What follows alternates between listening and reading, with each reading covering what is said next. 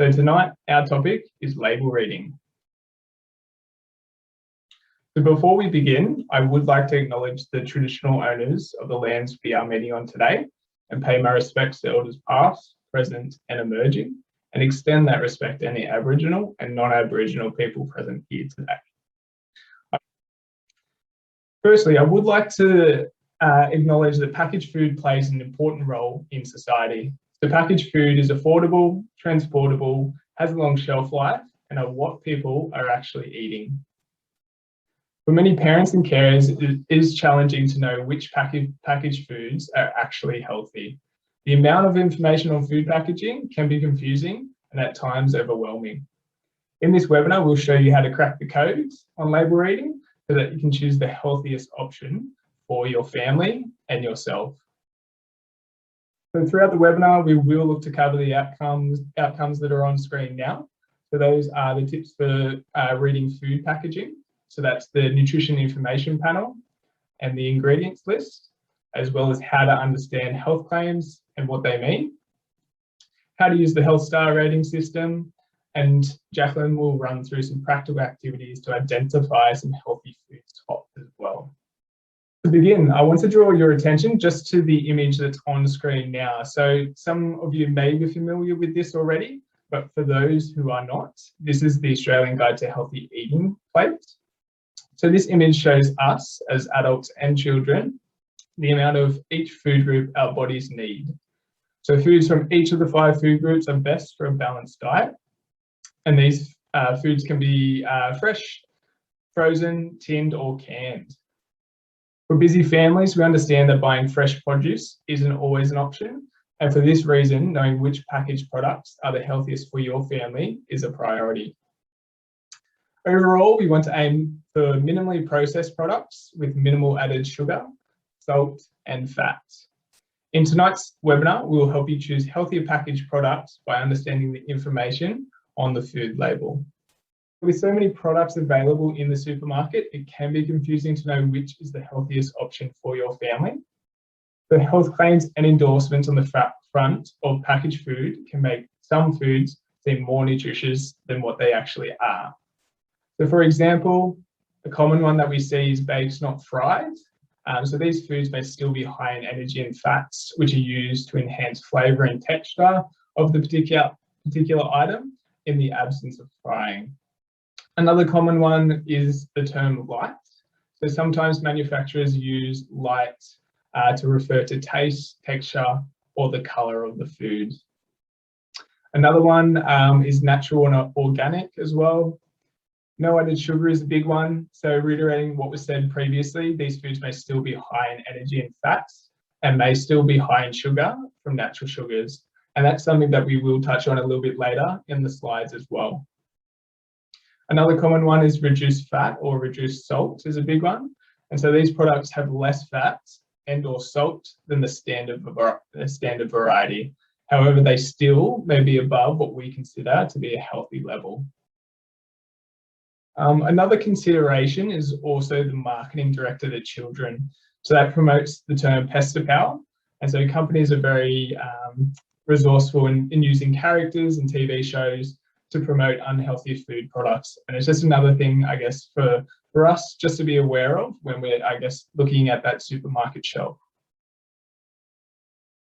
So now we know why we need to read food labels. Let's talk about how to read food labels. The food label or nutrition information panel, the NIP, is found on the back or the side of packaged foods, and it lists the main nutrients. So that's energy, protein, fats, carbohydrates, salt, and the list goes on as well. So what are we looking for? Almost always we want to check the per 100 gram column to compare nutrients in similar food products. So we also have another column on that particular nutrition information panel, and that's the per serve column. And this per serve column lets you calculate how much of a nutrient or how many kilojoules, otherwise known as energy, you will actually eat. This column, however, is usually different to your portion size. So is the serving size listed on a packet of food is determined by the food manufacturer, and often not based on any guidelines or recommendations. They vary from product to product, making it very difficult to compare per serve column between different products. And so that's the reason why we will always look at that per 100 gram column to compare. So there are 5 simple label reading steps which we'll go through over the next few slides. So those include fat, sugar, fibre, salt, and the ingredients list. Step 1 and number 1 off the rank is to check fat. So fat information on labels usually looks like this. So it's got our total fat and the breakdown of the different types of fat that might be in that particular product. So not all fats are bad. So we have our healthy fats, so our monounsaturated and our polyunsaturated fats, which are found in foods such as nuts and seeds, as well as some seafood products such as salmon. And then we also have our unhealthy saturated and trans fats, which can be found in products like butter and cream. So when we're looking at the fat column, we want to make sure that the total fat and saturated fat break down, and we want to aim for less than 10 grams of total fat per 100 grams. And for saturated fats, we want to aim for less than 3 grams per 100 grams of saturated fat. So if we're just having a quick look at our nutrition information panel on screen now, our total fat column comes to 1.2 grams, which is below our 10 grams of total fat that we're looking for. And for our saturated fats, it's currently sitting at 0.3 grams, which is under that 3 grams per 100 grams for saturated fat. So at the moment, this is looking like a good choice.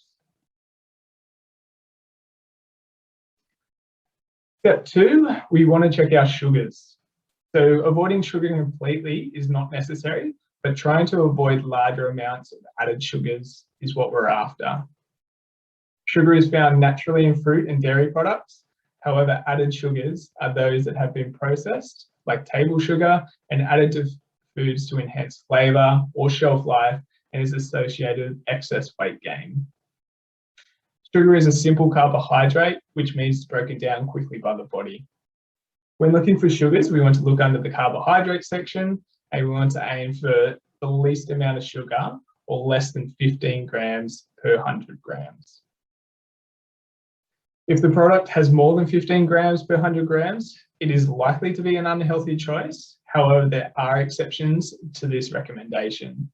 So we want to check that added sugar is not listed high on the ingredients list. And this is something that we will run over a little bit later in our slides as well. So we'll come back to that one. And if we do just want to take a moment just to have a look at the carbohydrate section and just the sugars section as well. Our product here is sitting at 11.8 grams per 100 grams. So once again, it's looking like a decent choice for us. Moving forward, step 3, we want to check fibre.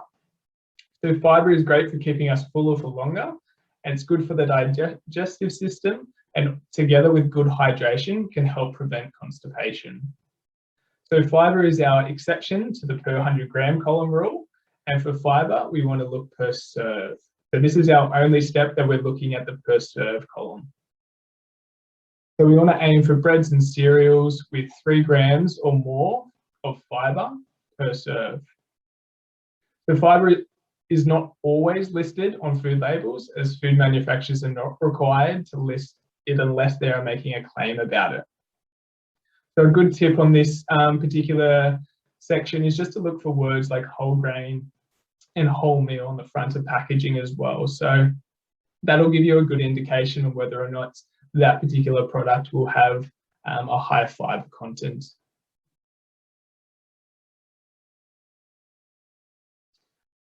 Alrighty, so step 4, we want to check our sodium or our salt column.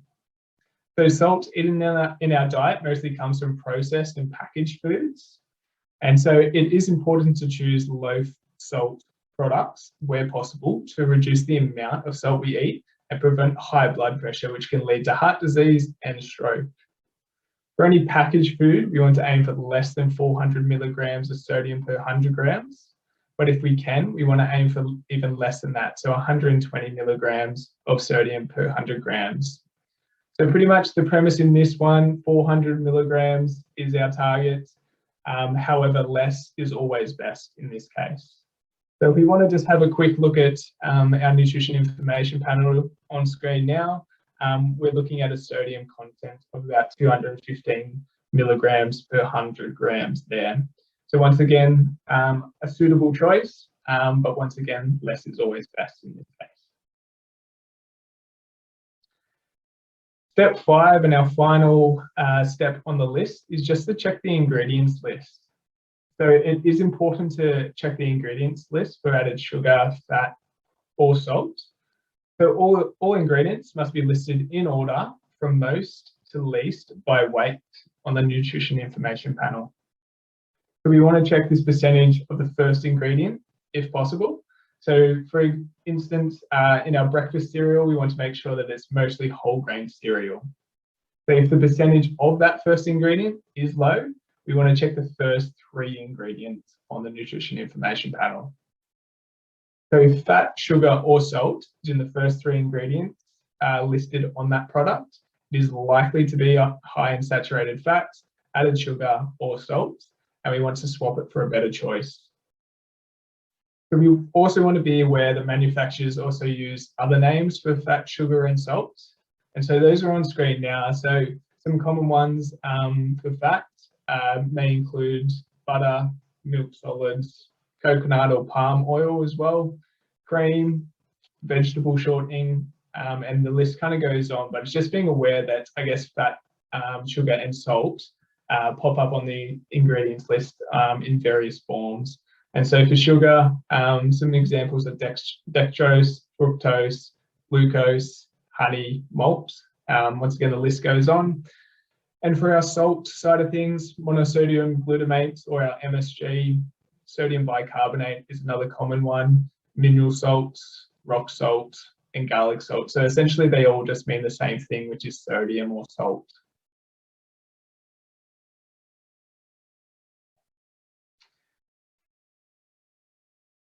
Awesome, just moving on. So in summary, we have our 5 simple steps to reading a food label. So number 1 there, I do want to highlight that we are checking the per 100 grams column once again. Step 1 is our fat. So for our total fat, recapping that we do want to have less than 10 grams of fat. Going into that breakdown, we want to have less than 3 grams of saturated fat. Step 2 is our sugar, aiming for less than 15 grams of fat. Fiber, once again, our only one that we're looking to have, looking at the per serve column, and we're looking for breads and cereals that have 3 grams or more of fiber per serve. Step 4 is our sodium. Once again, less is best. That number that we're looking for is under 400 milligrams per 100 grams. And number 5 is always checking that ingredients list for any standout ingredients that might be of concern as well. Awesome, so just moving forward, so we've got the Health Star rating system here.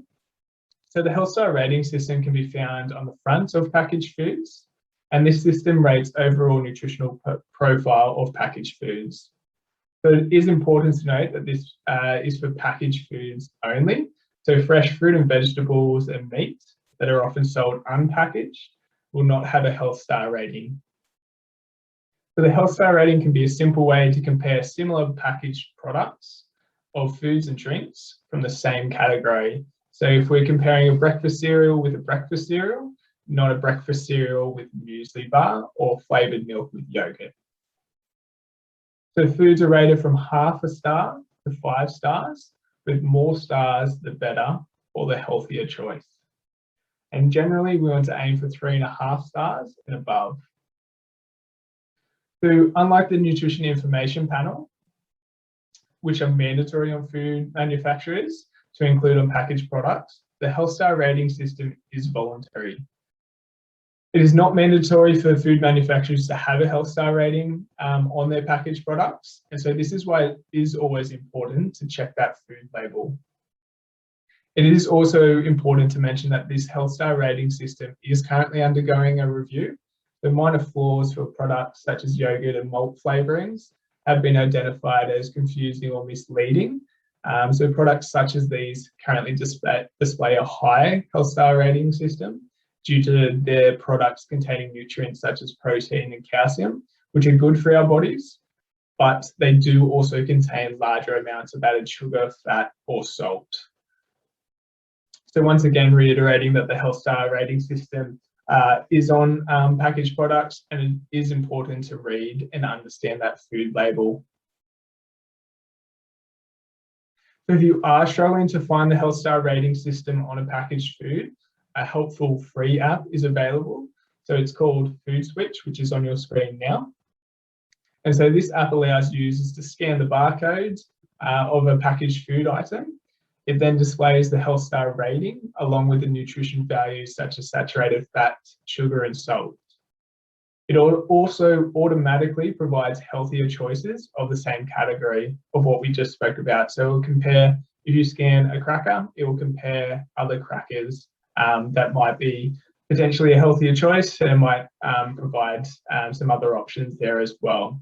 Thanks, Wade. So as Wade said, in this next section, we'll go through some real life examples to help you choose healthier options the next time you're at the supermarket. So let's start with the first example, breakfast cereals. So on the left, we have cereal A. It's an unnamed cereal with a 4-star health rating. It's endorsed by athletes and it claims it's one of the highest protein cereals. And then on the right, we've got cereal B. So it claims it's low in sugar. It's made from 97% whole grain and it's Australian made. So we'll go through the first example together using the 5 label reading steps. So what do we want to look for? We're looking at the per 100 gram column.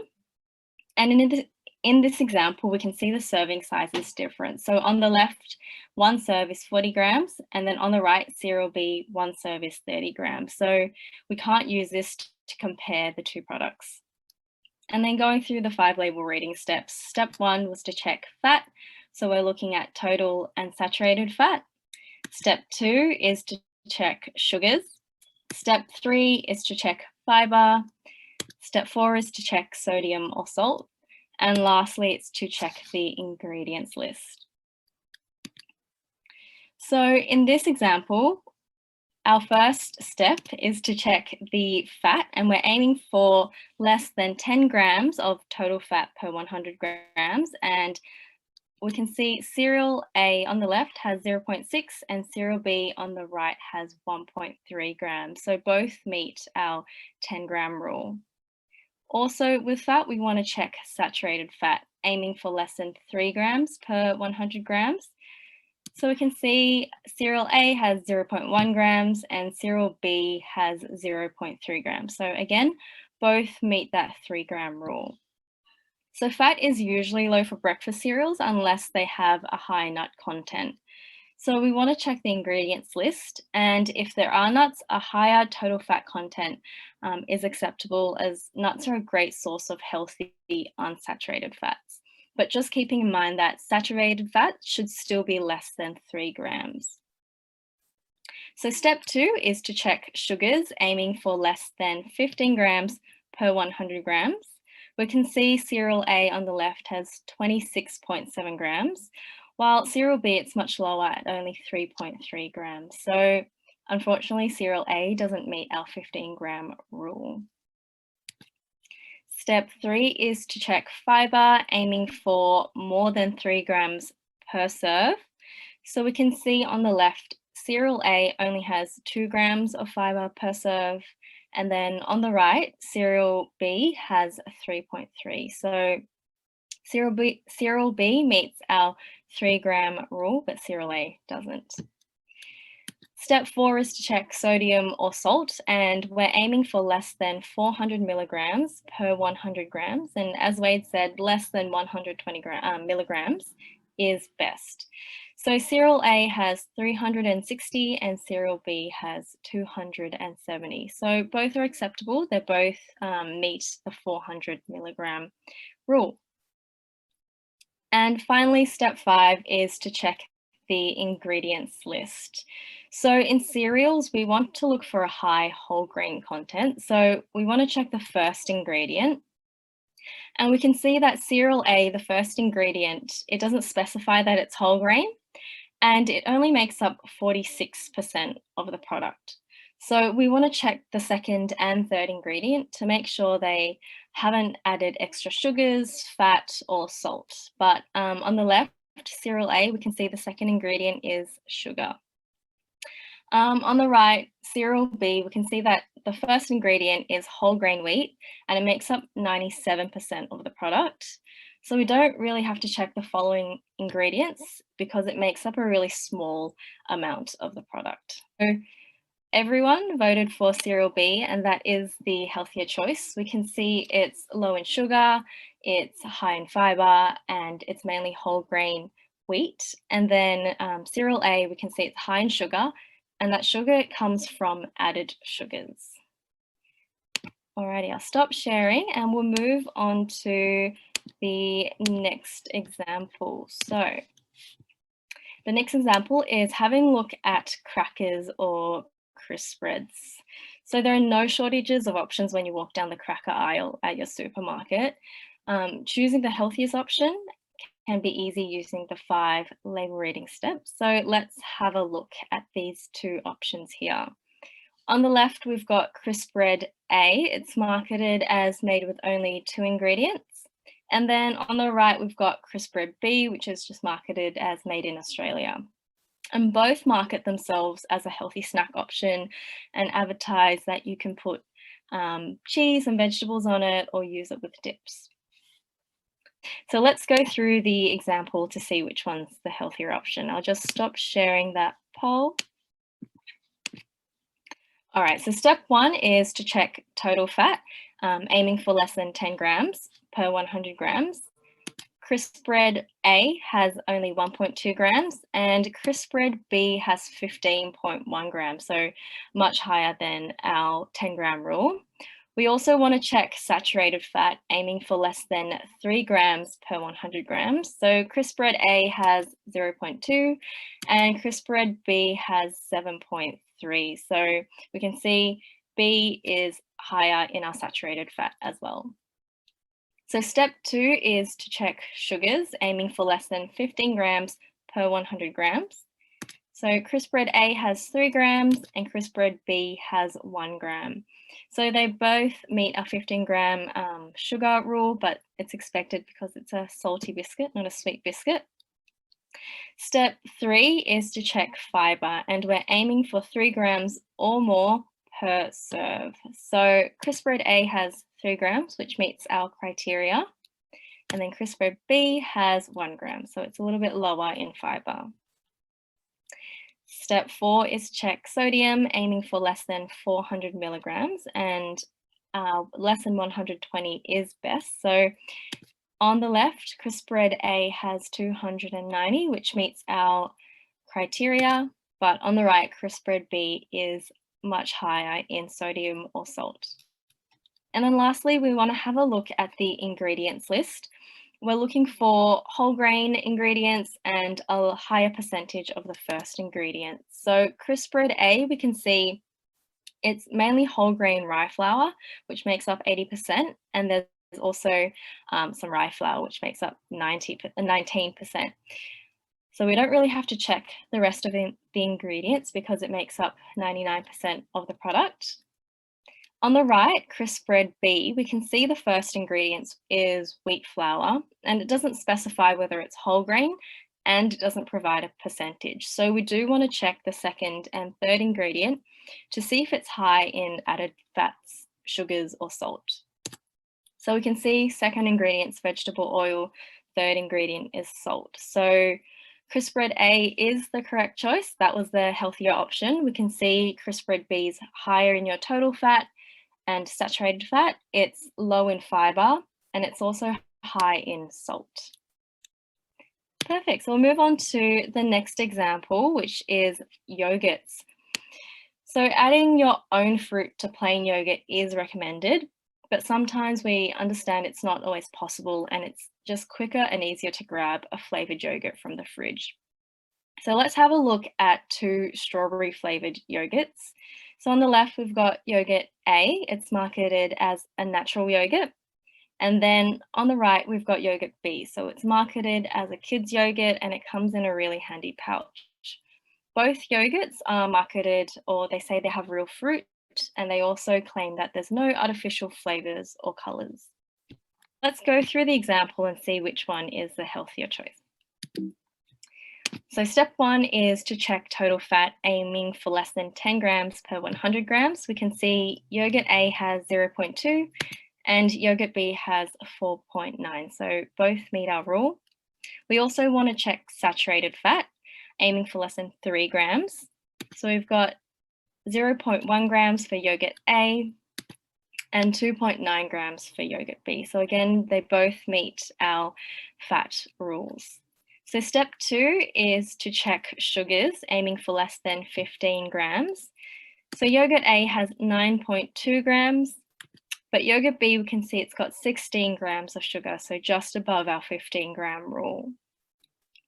Step 3 is to check fiber, but it's not necessary for dairy, and we usually want to check fiber for breads and cereals. So we can also see that it's not listed here, as it's not a nutrient of concern. So we'll move on to step 4, which was to check sodium or salt, and we're aiming for less than 400 milligrams per 100 grams. So we can see yogurt A has 32 milligrams and yogurt B has 59 milligrams. So they're both quite low in salt, which is again expected for a sweet yogurt. So the last step is to check the ingredients list. And we want to have a look at the first ingredient. And we're looking for low-fat yogurt or low-fat milk. So low-fat dairy is recommended for children above 2 years, but full fat is recommended for children below 2 years, just to meet their higher energy needs. So we'll have a look at this example. Yogurt A, the first ingredient is low-fat yogurt, and it makes up 82%, so it's quite a large proportion. And then the second ingredient is strawberry blend, so we can see it's from real fruit. On the right, yogurt B, the first ingredient is milk, and it doesn't specify that it's low-fat, and it doesn't tell us the percentage. So we want to check for the second and third ingredient to see if it's high in added sugar, salt, or fat. So we can see that sugar is the second ingredient. So yogurt B is higher in sugar and it's from added sugars, not fruit. So yogurt A was the healthier choice. We can see that yogurt B is higher in sugar and that comes from added sugar. So it's something we want to look out for when choosing flavored yogurt. Another nutrient that we want to look for when comparing dairy products is calcium. It's not listed here, but we do want to aim for more than 100 milligrams per 100 grams. And this is especially for milk alternatives like soy milk or oat milk. So make sure to have a look at the calcium. So if you're stuck for healthy snack ideas to replace sugary and fatty packaged foods, and you find yourself asking, what snacks can I pack? Here are some ideas to make it a bit easier for you. So for example, you can swap muffins and cakes with fruit bread or homemade pikelets. You can swap sweet or savory flavored packaged biscuits with plain rice crackers or whole grain crackers and add your own cheese, vegetable, fruits, and spreads.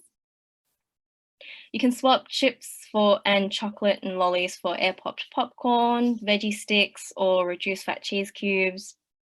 You can also swap muesli bars, which are usually very high in sugar, even though they contain oats and they're marketed as whole grain, with fresh fruit and vegetables or a handful of plain nuts. And you can also swap flavored milk and fruit drinks with reduced fat yogurt or water and some fruit on the side. So these healthy snack swap ideas will be made available after the webinar, and we'll email that through to you. So moving on to drinks.